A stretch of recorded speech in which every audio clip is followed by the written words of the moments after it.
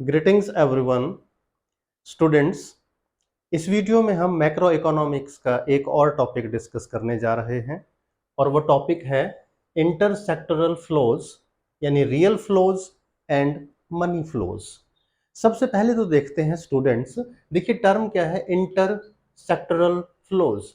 ये सेक्टर्स क्या हैं, इंटरसेक्टर क्या है, देखिए सबसे पहले इसको समझने की जरूरत है। Remember one thing students, there are four sectors of the economy. Economy में, अर्थव्यवस्था में कितने सेक्टर हैं, सबसे पहले चलिए इनको देखते हैं। सबसे पहले है household sector, then producer sector, then government sector and the external sector. External का मतलब रेस्ट ऑफ द वर्ल्ड। अब इन सेक्टर्स का रोल क्या है इसको समझिए स्टूडेंट्स। जो हाउस होल्ड सेक्टर है वो डिपेंड करता है प्रोड्यूसर सेक्टर पे। किस चीज के लिए? For goods and services. जो प्रोड्यूसर सेक्टर है ये हाउस होल्ड सेक्टर पे डिपेंड करता है। अब किस चीज के लिए डिपेंड करता है? For the factors of production. क्योंकि जो हाउस होल्ड सेक्टर है वो ऑन करता है, यानी उसके पास है क्या? Land, labour, capital and entrepreneurs. तो ये सभी प्रोड्यूसर्स को यानी फर्म्स को कहां से मिलते हैं? हाउस होल्ड सेक्टर से मिलते हैं। यानी ये फर्स्ट दो चीजें जो हैं इंटरडिपेंडेंस दिखाती हैं दो सेक्टर्स के बीच बीच में। और थर्ड है आपका गवर्नमेंट सेक्टर। अब जो गवर्नमेंट सेक्टर है यानी सरकार है वो डिपेंड करती है किस पर? दोनों पर, house hold sector and producer sector. किस चीज के लिए डिपेंड करती है? अब देखिए, जब गवर्नमेंट है उसका मेन सोर्स ऑफ इनकम क्या है? उसकी रेवेन्यू कहां से आती है? टैक्सेज से and other sources related to that. और वो आता कहां से है? वो हाउस होल्ड सेक्टर और प्रोड्यूसर सेक्टर से आता है। At the same time you must remember that government क्या प्रोवाइड करती है? Administrative services, household sector को भी, प्रोड्यूसर सेक्टर को भी।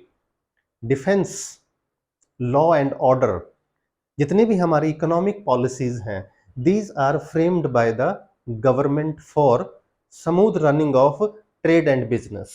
आगे बढ़ते हैं स्टूडेंट्स। फोर्थ है हमारा द एक्सटर्नल सेक्टर यानी रेस्ट ऑफ द वर्ल्ड। अब ये रेस्ट ऑफ द वर्ल्ड से हमारा क्या कनेक्शन है समझिए। Import and export. जितने भी हमारी इकोनॉमी की इंडस्ट्रीज हैं, ट्रेड हैं, बिजनेसेस हैं, प्रोड्यूसर्स हैं, फर्म्स हैं, वो दूसरे देशों में एक्सपोर्ट करते हैं और जो नेसेसरी गुड्स और सर्विसेज हैं वहां से इंपोर्ट करते हैं। इसका मतलब डोमेस्टिक इंडस्ट्री और जो डोमेस्टिक इकोनॉमी और जो इंटरनेशनल इकोनॉमी है उसमें भी आपस में एक कनेक्शन है। Interchange of factors of production होता है, interchange of products, goods and services होता है, इंटरचेंज ऑफ कैपिटल होता है। ये डोमेस्टिक इकोनॉमी से इंटरनेशनल, इंटरनेशनल से डोमेस्टिक में। तो ये four sectors of the economy है और इन four sectors of the economy की आपस में बहुत ज्यादा इंटरडिपेंडेंस है, यानी एक दूसरे पर डिपेंड करते हैं। अब समझिए स्टूडेंट्स एक बात को कि जो इंटरसेक्टोरल इंटरडिपेंडेंस है that leads to sectoral flows, यानी इससे रिजल्ट क्या होता है? फ्लो। अब फ्लो कई चीजों का होगा, देखिए समझिए। On the one hand goods and services, यानी जो प्रोड्यूसर है वो गुड्स एंड सर्विसेज का फ्लो करता है हाउस होल्ड की तरफ, और हाउस होल्ड से फ्लो किस चीज का होता है? Payment for purchase of those goods and services. दूसरी ओर देखिए, जो हाउस होल्ड सेक्टर है वो फ्लो करता है प्रोड्यूसर सेक्टर की तरफ, किस चीज का? Factors of production, land, labour, capital, entrepreneurship. और बदले में जो प्रोड्यूसर सेक्टर है वहां से फ्लो होता है payment for use of these factors of production, और इसी का रिजल्ट है सेक्टरल फ्लोज। तो हम यहां स्टडी करेंगे स्टूडेंट्स कि दो तरह का फ्लो होता है basically. One is real flows and second is money flows. अब ये रियल फ्लोज और मनी फ्लोज क्या है, चलिए इसको डिस्कस करते हैं। सबसे पहले रियल फ्लो की बात करें। रियल का मतलब एक तरह से आप मान के चलिए जो टेंजिबल है, अपने आप में जो दिखता है, जो कंज्यूमेबल है, दैट इज रियल। अब इसमें आएगा flow of factor services from household to producer sector. इसको समझिए स्टूडेंट, यानी रियल फ्लो में वास्तव में किस चीज का फ्लो हो रहा है? हाउस होल्ड सेक्टर से प्रोड्यूसर सेक्टर यानी बिजनेसेस और फर्म्स की तरफ, वो है factor services, land, labour, capital, entrepreneurship. ये सारे हाउस होल्ड सेक्टर प्रोवाइड करता है किसको? प्रोड्यूसर सेक्टर को। अब इसका रिवर्स देखिए, बदले में हाउस होल्ड सेक्टर को क्या मिलता है? देखिए यहां पे, flow of goods and services from producer sector to household sector. देखिए, यानी हाउस होल्ड सेक्टर अगर फैक्टर्स ऑफ प्रोडक्शन देता है, उनकी सर्विसेज देता है, तो बदले में जो प्रोड्यूसर सेक्टर है वो क्या, उसका फ्लो हो रहा है, flow of goods and services for the house hold sector. This is called real flow. इस रियल फ्लो को आप एक फिगर की हेल्प से समझ पाएंगे स्टूडेंट्स। इसको देखिए प्लीज ध्यान से। This figure, house hold sector producer sector और फर्म्स को क्या दे रहा है? देखिए, factor services rendered by house hold. और फैक्टर सर्विसेज क्या है? Land, labour, capital, entrepreneurship. और दूसरी ओर देखिए, प्रोड्यूसर सेक्टर और जो फर्म्स हैं वो हाउस होल्ड सेक्टर को क्या फ्लो, किस चीज का फ्लो हो रहा है? Goods produced and sold by the firms. तो this is the example of real flows. यानी दोबारा समझ लें स्टूडेंट्स, हाउस होल्ड सेक्टर से फ्लो हो रहा है फैक्टर सर्विसेज का, और प्रोड्यूसर सेक्टर से हाउस होल्ड सेक्टर की तरफ फ्लो हो रहा है of the goods and services produced by them, उसको वो सेल करते हैं।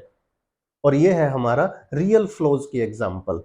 अब सेकंड नंबर पे आता है मनी फ्लो, कि मनी का जो फ्लो है from one sector to another sector कैसे हो रहा है, उसको समझते हैं स्टूडेंट्स। ये है आपका मनी फ्लो। मनी फ्लो में आता है, it refers to flow of factor payments. Factor की पेमेंट्स, फैक्टर्स क्या हैं? देखिए, land, labour, capital, entrepreneurship, by producer sector. कौन कर रहा है? ये प्रोड्यूसर सेक्टर कर रहा है। किसको?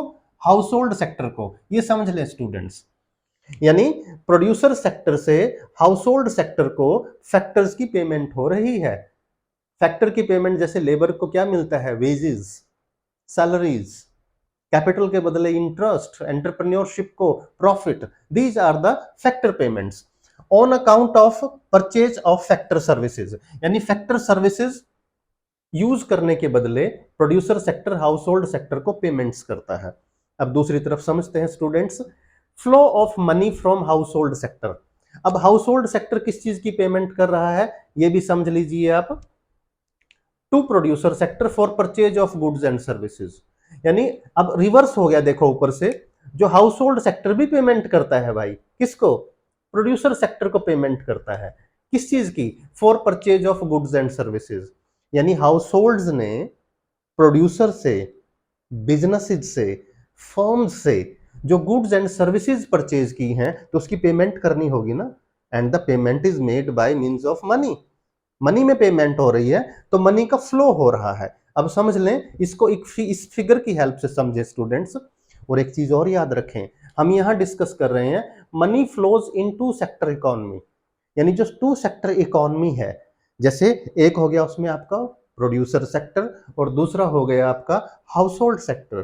प्रोड्यूसर सेक्टर और हाउस होल्ड सेक्टर इकोनॉमी में मनी का फ्लो कैसे होगा, ये इस फिगर की हेल्प से समझिए आप। देखिए, ये प्रोड्यूसर सेक्टर और फर्म्स है, और ये आपका हाउस होल्ड सेक्टर है। अब जो हाउस होल्ड सेक्टर है, देखिए प्लीज ट्राई टू अंडरस्टैंड, ये जो हाउस होल्ड सेक्टर है ये पेमेंट्स कर रहा है, expenditure on purchase of goods.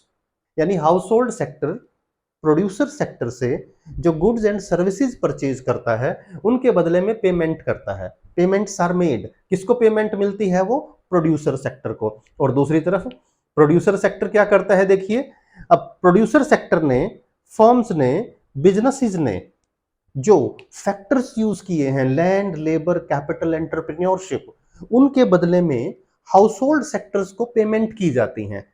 Payment जैसे मैंने बताया था, लैंड के लिए रॉयल्टी है, रेंट है, लेबर के लिए वेजेस है, कैपिटल के बदले इंटरेस्ट ऑन कैपिटल है, एंटरप्रेन्योर्स को क्या मिलता है? शेयर ऑफ प्रॉफिट मिलता है। तो ये देखिए आप, यानी हमने अभी तक डिस्कस किया students 4 sectors of the economy, then that results into sectoral flows. फिर टाइप्स ऑफ फ्लोज, एक आपका रियल फ्लोज है। रियल फ्लोज में देखिए एक्सचेंज किस चीज का हो रहा है? Goods and services, house producer से हाउस होल्ड की तरफ, और factors of production, household से प्रोड्यूसर की तरफ। और थर्ड नंबर पे हमने किया मनी फ्लो हो रहा है, दोनों तरफ से मनी फ्लो है। देखिए हाउस होल्ड सेक्टर ने जो गुड्स परचेज किए हैं उसकी पेमेंट प्रोड्यूसर सेक्टर को करता है, और बदले में प्रोड्यूसर सेक्टर ने हाउस होल्ड सेक्टर से जो फैक्टर ऑफ प्रोडक्शन इस्तेमाल किए हैं उनके बदले उनकी पेमेंट की जाती है। तो स्टूडेंट्स ये 4 सेक्टर इकोनॉमी को समझें, इनकी इंटरडिपेंडेंस को समझें।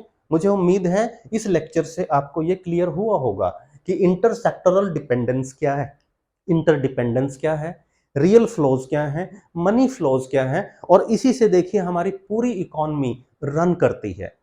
तो उम्मीद है ये लेक्चर आपको क्लियर हुआ होगा, कंसेप्ट की अंडरस्टैंडिंग हुई होगी। लेक्चर अच्छा लगे तो लाइक करें, फ्रेंड्स के साथ शेयर करें, और चैनल अभी तक सब्सक्राइब नहीं किया तो चैनल को सब्सक्राइब जरूर करें।